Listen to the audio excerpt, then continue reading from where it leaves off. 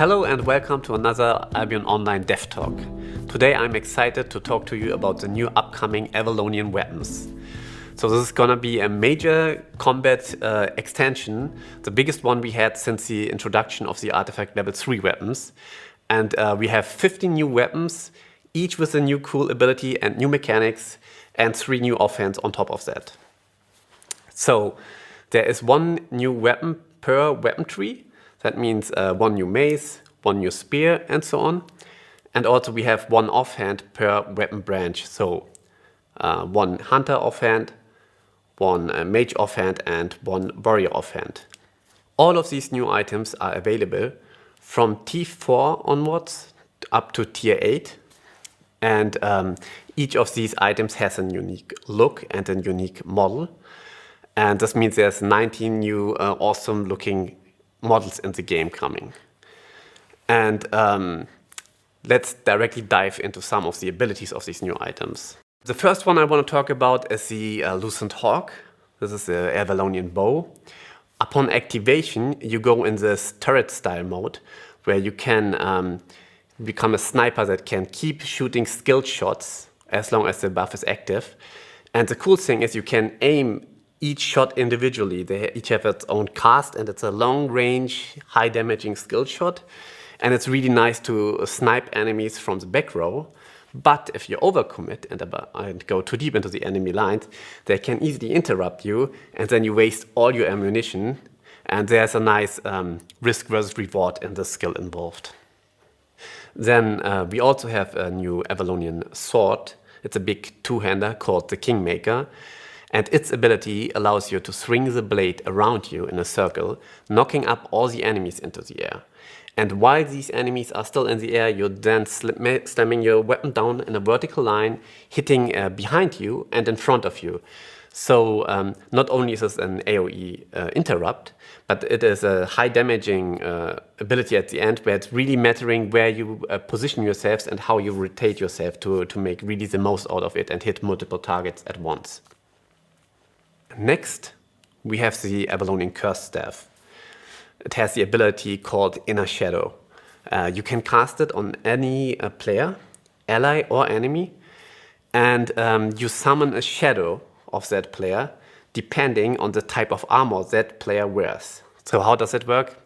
So say you cast it on an enemy with a cloth armor. You then summon this Avalonian mage who attacks with this huge thunderstorm, dealing massive magic damage. And you can also instead cast it on a leather armor user. If you do that, then you summon a different shadow, which does a lifesteal aura, attacking enemies and also healing up the caster himself. Or you simply can cast it on a plate wearer. And if you cast on someone with plate armor, you summon this tank shadow, who slows enemies around him, and after a short delay, slams down his big weapon and nullifies most of the enemy's armor. There's a huge armor shred on that ability. And the cool part is, the shadow you summon depends on the target you pick on, not on the armor you have equipped.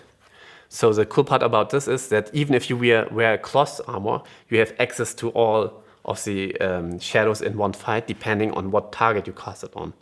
There's a lot of skill expression with this ability and a lot of knowledge how you can make the best out of these shadows you have available. And then we also have the Avalonian Spear, which is a one-handed lance. This has an ability where you can charge into enemy lines, and after a short cast time, you charge in and become unstoppable during this charge, meaning no CC or anything can interrupt you, you just charge through. And additionally, any enemy you hit, you will purge their buffs. So you can use it either offensively to try to secure a kill and remove the defensives of that target. Or you can also use it to initiate a counter engage to remove the momentum from the enemies, removing their active buffs when they try to commit to your side. So there's a lot of versatility in this ability, and it makes a big difference how you use it.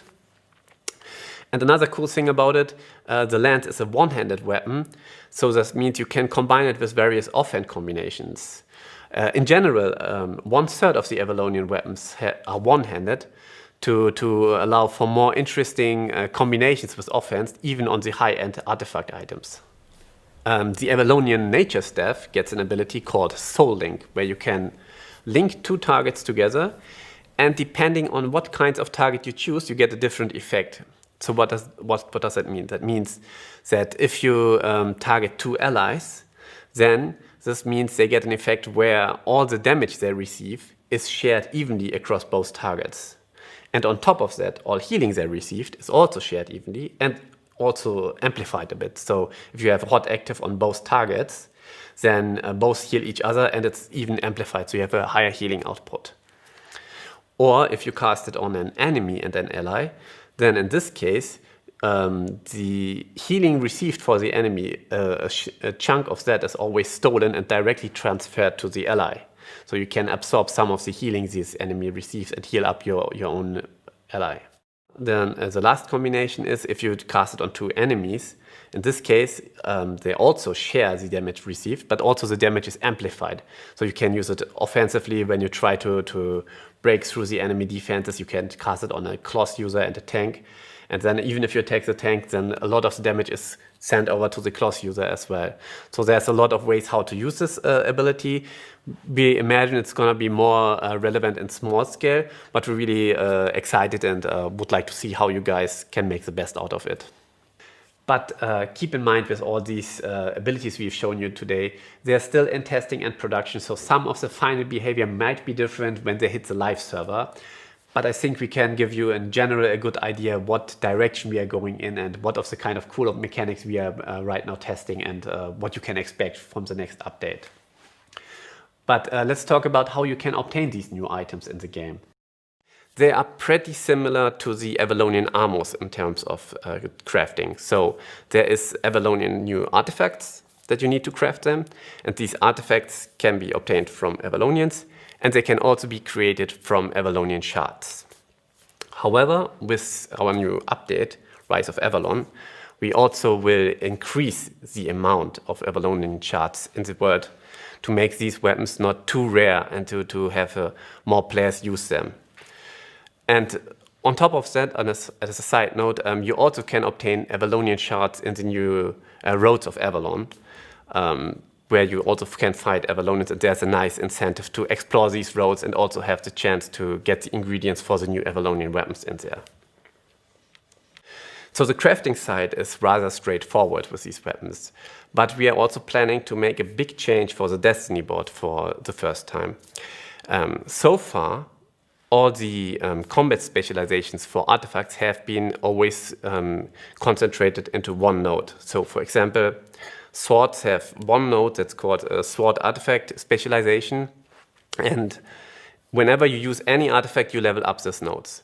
With the next update, we want to split this one node into one node per weapon. So this means there's a node for Clarent Blade, one node for Carving Sword, and one node for Galatine Pair. So don't worry, you keep your progress. So all the progress you had for the combined artifact node is taken out and divided evenly across the new nodes. So for instance, and because these combined nodes had 3 times the fame requirements, this means if you had your artifact specialization for swords on level 100, this means that on the next content update you will have Clarent Blade, Carving Sword, and Galatine Pair also on level 100. You will also get a new node for specializations, that's for the Avalonian weapon called the Kingmaker. This one will be at 0 because it's new and you have to level it from the scratch. We are also releasing a bunch of combat balance changes. So one change we have been hinting at the past is there's already this new Arcane Staff W spell called Mimic.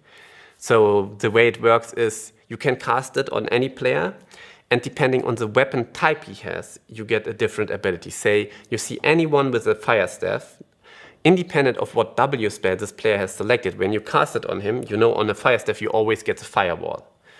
And then you can use a firewall. Or if you see someone with an holy staff, you know you always get an holy orb. So it's independent of what the player has actually equipped to make it easier to use and more reliable on what what spells you can get with it. And another big focus for this balance patch will be the 1v1 meta. where we are making various adjustments to make sure that 1v1 meta is in a more healthy state, because it had a bit of a backseat so far.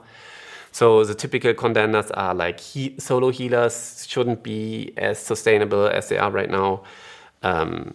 We are also looking at warbow kiting, how strong is it, we're probably reducing it a bit, and also some outlier items, like for instance cultist rope, we are also looking at it to make it less of a hard counter to certain builds. In general, we want to reduce hard counters and have more soft counters, to have it less rock, paper, scissors, especially in a 1v1 meta. And the reason why we are having a look at the 1v1 meta for the next update is, of course, our next also big content update has another feature called the corrupted dungeons, where you can go in and fight other players, and the PvP scenarios are always max 1v1. But we will go into more detail in another dev talk. So for this dev talk, just know that we are already looking also at the meta adjustments to make this feature really shine at the best it can. That's all for today. Thanks a lot for tuning in, and I hope to see you guys in another Albion Online Dev Talk.